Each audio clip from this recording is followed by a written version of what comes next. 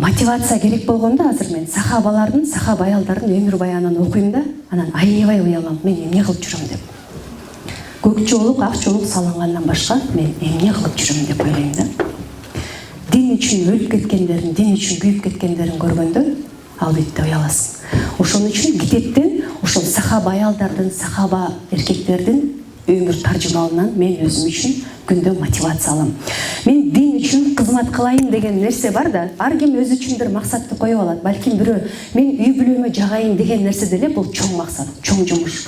Бирөөгө жагыш кыйын нерсе. Энеем башка кишиге жакпайсың, күйөөңө да жакпай калышы мүмкүн, ал эртең башка аял алып алат. Балаң дагы сен эртең авторитет кылбай коет керек болсо, досун угуп кетет, же мугалимин угуп кетет да. Ошон үчүн бирөөгө жагайын деген дагы бул чоң мотивация. Элестетип көрсөңүз, кайненеңизге эле жагып көрүңүзчү кыйын болсоңуз. Баа берейин энеңизге. Кайнежеңизге жагып көрүңүзчү. Күйөөңүзгө жагып көрүңүзчү, башка бир дагы аялды карабагандай кылып. Баа берейин энеңизге. Эми элестетсеңиз, сизди жараткан кудурети күчтүү бир затка жагайын дешти. Кандай мотивация болуш керек?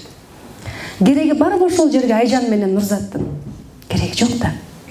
Көрдүңүзбү? Бул эң чоң мотивация.